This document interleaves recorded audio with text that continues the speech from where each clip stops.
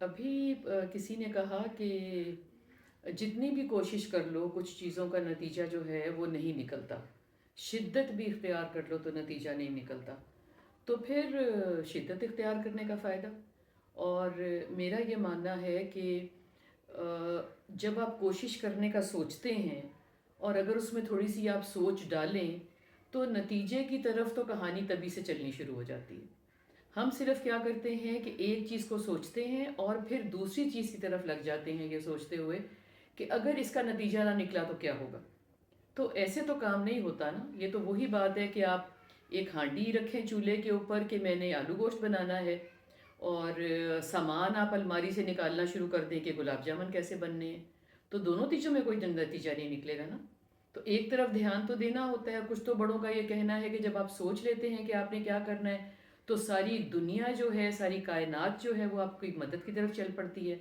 अल्लाह पाक का भी कहना है कि जिस चीज़ की तरफ तुम कदम बढ़ाओगे तो मैं तुम्हारी मदद करूँगा, मैं तुम्हारा हाथ पकड़ूंगा।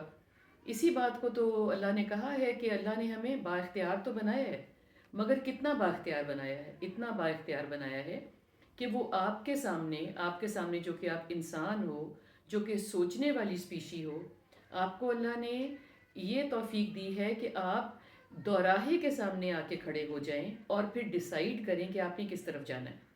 और आप जिस तरफ भी जाते हैं अल्लाह सोना आपका हाथ पकड़ लेता है। अब अगर हम तरीक़ाकार ये इख्तियार करें कि हम रास्ता ही सही ना चुनें और फिर कहें कि भला अल्लाह मुझे हाथ से पकड़ लेता और मुझे उस तरफ जाने ना देता, तो ऐसा तो नहीं होता ना। कुछ आपने क्या गुड़ डालना है बीच में बताएं। कुछ आपने भी तो डालना है ना। आपकी क्या एफर्ट है कि बस आपने सोच लिया और चुप करके बैठ गए। तो ऐसे तो नहीं होता ना। बहुत दफ़ा मैं ये कहती हूँ कि अगर मेरे सिर्फ सोचने पे और बैठ जाने पे मुझे भरपूर मदद मिल जाए अल्लाह ताला की, तो वो लोग जो भरपूर एफर्ट कर रहे हैं, जो भरपूर उसमें दिन भी डाल रहे हैं, टाइम भी डाल रहे हैं, एनर्जी भी डाल रहे हैं, पैसा भी डाल रहे हैं और अपने आप को उस काम के लिए फारिग भी कर रहे हैं, तो फिर उनके साथ तो ये इंसाफ ना हुआ। और अल्लाह सोना तो बहुत इंसाफ करने वाला और अदल करने वाला है। तो आपको उतना ही आपका हिस्सा मिलेगा जितना आपने सोचा और एफर्ट किया और उसके लिए दुआ की। हम कई दफ़ा ये करते हैं कि दुआ पहले करने लग जाते हैं और एफर्ट करते ही नहीं। दुआ को तो अल्लाह ने खुद कहा है ना कि try your horses first and then rely on मी।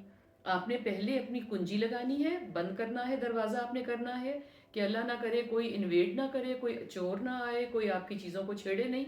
और फिर आपने अल्लाह पे तवक्ल करना है। मगर ये तो नहीं ना कि आप खुले दरवाजे छोड़ जाओ।